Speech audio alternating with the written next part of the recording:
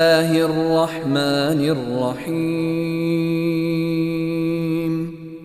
والتين والزيتون وطور سينين وهذا البلد الأمين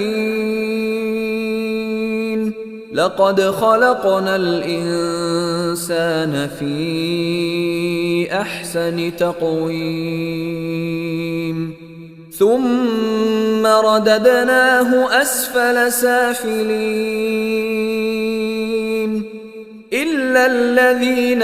آمنوا وعملوا الصالحات فلهم أجر غير ممنون فما يكذبك بعد بالدين أليس الله بأحكم الحاكمين